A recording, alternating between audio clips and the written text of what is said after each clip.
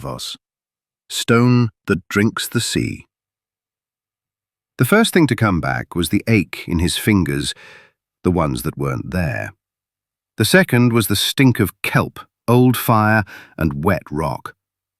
Davos coughed up a mouth of brine and rolled to his side. He was on shingle, black and round as beans, with a grey sea working itself to threads below, and a grey sky doing the same above. Between them, the world was cliff, a tooth of it, dark, slick, and taller than any ship's mast. A shape stooped over him, broad in the shoulders and quick in the hands. A woman. Her hair was the colour of old rope, bound up with rawhide, and her cheeks were wind-burnt brown. She hooked his elbow and hauled him, as if he were a net not worth mending. "Ah, up," she said. "The tide takes what lies polite."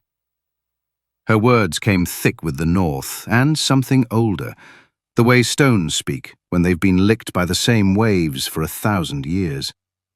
Davos tried to plant his feet, and found one of them wasn't consulting him. He staggered, hissed, and let her do most of the work.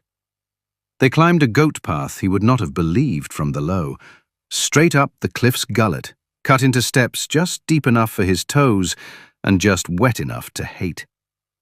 A boy followed them, barefoot, a spear across his back as long as he was tall. He had a fox's eyes and a scar along one shin like a lightning lick. He kept looking at Davos, as if the smuggler might vanish if not watched. At the headland, a low tower sat like a squat thumb, its crown ringed in iron baskets. A winter-burnt garden crouched beside it under wattle, cabbages bowed with salt. The woman shouldered the door and brought him into a room that managed both neat and poor in the same breath. A table rubbed smooth with years, shelves of clay jars stoppered with wax, a net hung to dry, a heap of driftwood by the hearth. She pushed him onto a bench, wrapped a rough-woven blanket around him, then bent to the hearth and coaxed the coals with a practiced twist of the wrist. The boy laid a pot and filled it from a leather bucket. When the woman looked up again, she had a beaker of something steaming and green-black. "Drink," she said. "Kelp and nettle. You'll curse it, and then it'll love you." "I've been loved worse." Davos sipped and made a face. It tasted of dock leaves and old knives. "Where am I?" "On stone," the woman said, as if that settled it. "On Skagos." She watched his eyes when she said the word. Davos had sailed every coast that would have him, and a few that wouldn't. The name was no stranger, Skagos, Stone Island, an island at the mouth of the Bay of Seals, near enough the far north to hear the wall groan in winter. In theory, subject to Winterfell and House Stark, in practice, more stubborn than the sea. He thought of Lord Wyman Manderley's round, soft hands, steepled upon a belly like a good bread. "Bring me the boy," the Lord had said under his breath. "Bring the wolf, and your king will have the north."